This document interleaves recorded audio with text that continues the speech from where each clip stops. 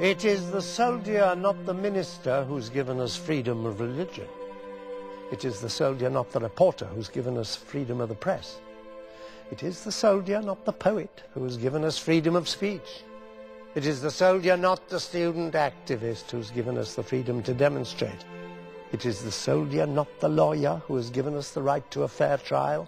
It is the soldier, not the politician, who has given us the right to vote.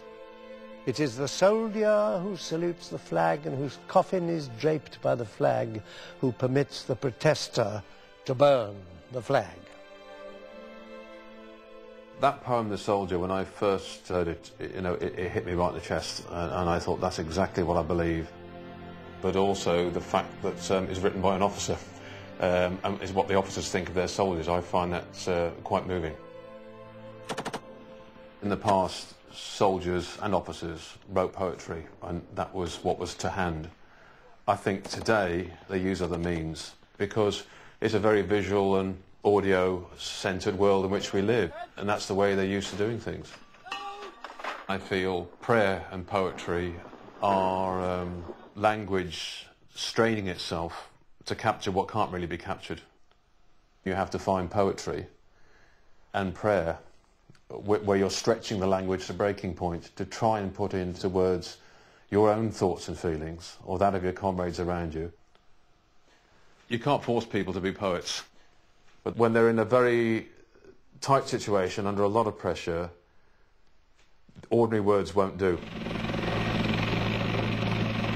I'm an RF medic. I've been serving in the Air Force for 6 years. I was based in Iraq between June and October 2007. While I was there, I was a commander on a 5-minute response team. Basically, we're first on scene to any instance on the airbase, medical-wise. Through my deployment, the day that stands out to me is the 19th of July 2007.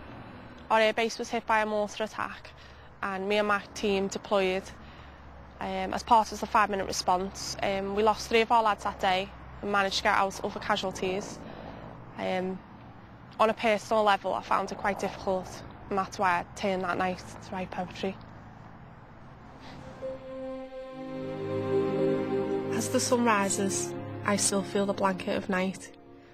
You are the one now who will have eternal light. My heart aches, each part of me filled with sorrow. We fought for today, but I need the strength for tomorrow. Your memory, your presence, I promise will protect, and with it our admiration, gratitude and profound respect. So sleep peacefully now, may your heart be filled with pride.